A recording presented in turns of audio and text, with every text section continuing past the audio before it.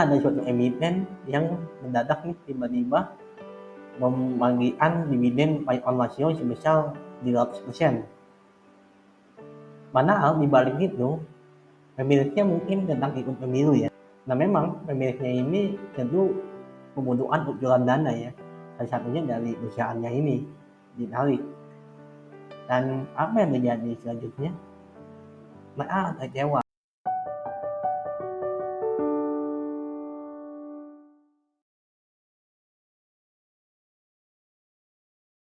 Ya, kembali bersama saya Nabi Wijaya. Pada kesempatan kali ini saya akan membahas 5 kesalahan yang sering dilakukan oleh trader maupun investor terhadap dividen.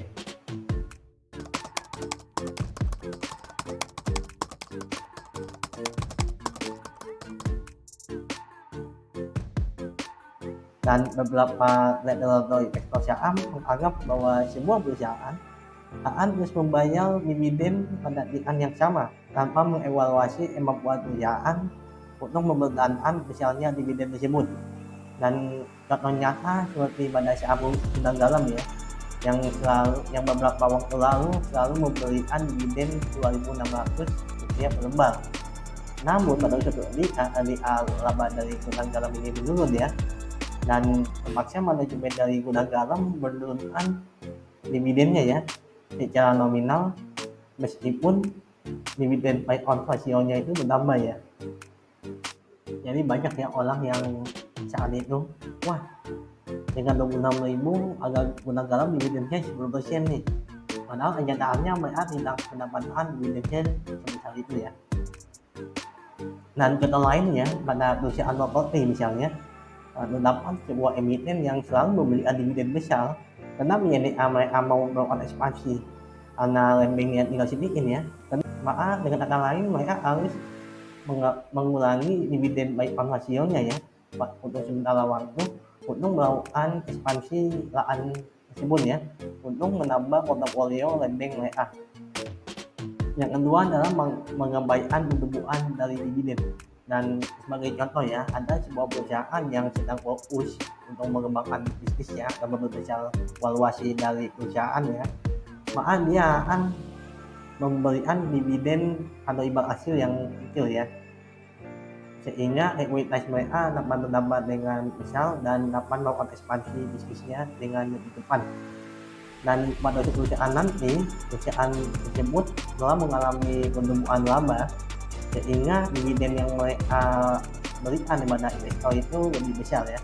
Misalnya sebagai seorang trader atau investor yang low outstanding di awal, dividen yield harus besar, dan mereka pasti akan melewatkan perusahaan ini ya. Kesalahan yang ketiga adalah diversifikasi. Banyak trader atau investor saham ya yang ketika melakukan screening saham untuk masukkan portofolionya, penggunaan patokan dividen yield tertentu ya, besaran tertentu, dan sehingga yang mereka dapatkan kemungkinan besar adalah bisa sebagai contoh saat ini banyak emiten batubara yang membagikan dividen yang besar ya. Hal ini karena pendapatan mereka sedang besar dan harga batubara sendiri masih tinggi ya. Dan bila pada suatu saat nanti harga batubara menurun dan mengurangi pendapatan dari emiten batubara ini ya, maka dividen yang mereka bagikan akan kecil atau bahkan tidak membagikan dividen yang masih alih ya. Hal yang dapat dipetik dari sini adalah bahwa diversifikasi sangat penting untuk portofolio investasi yang seimbang. Terlalu banyak mengandalkan saham emiten bisa membuat seorang trader atau investor terpapar risiko sektoral dan mungkin tidak memberikan diversifikasi yang cukup. Yang keempat adalah mengejar saham dividen.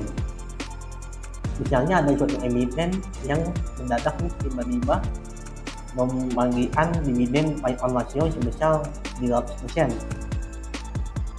Padahal di balik itu pemiliknya mungkin sedang ikut pemilu ya misalnya. Nah memang pemiliknya ini tentu kebutuhan ujuran dana ya, salah satunya dari perusahaannya ini ditarik.